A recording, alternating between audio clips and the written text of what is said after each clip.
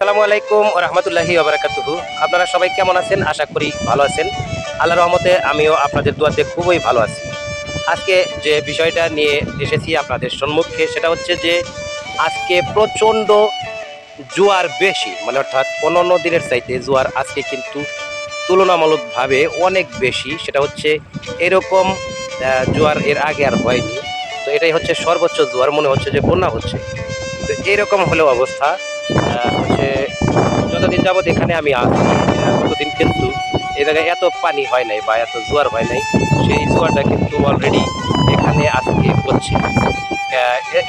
এখান থেকে আরো 3-4 ফিট মোটামুটি কম মানে থাকে, পানি নিচে থাকে।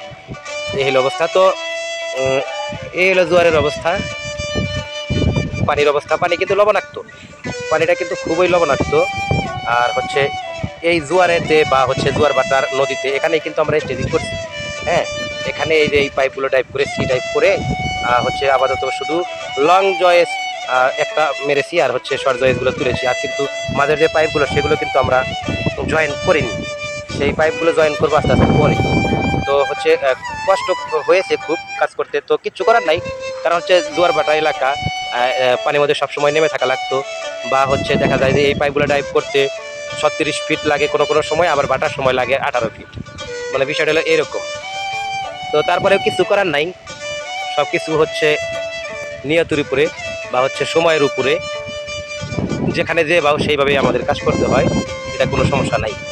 তো মোটামুটি ট্রেডিংয়ের কাজ তো মোটামুটি প্রায় শেষের দিকেই। অল্প কিছু পাইপ লাগালে আর কিছু খরচ মরচ লাগালে হয়ে যাবে।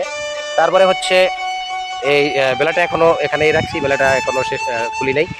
আর এখানে হচ্ছে এই যে আপনাদেরকে যে ডাইভারশনটা দেখাইছিলাম সেই ডাইভারশনটা এখন এই যে একটু সমস্যা হয়েছিল, তো এখানে এই আজকে এগুলো ভাঙছে, নতুন করে আবার ডাইভারশন করবে, লোকজন যাওয়ার জন্য ব্যবস্থা করে দিবে। তাছাড়া হচ্ছে এখানে একটু সমস্যাই হয় যাওয়া আসা, কারণ প্রচুর গাড়ি চলে এখানে, গাড়ি চলে, মোটর সাইকেল, রিক্সা, তারপরে ইজি বাইক, মানুষজন হাঁটে, অনেক কিছু।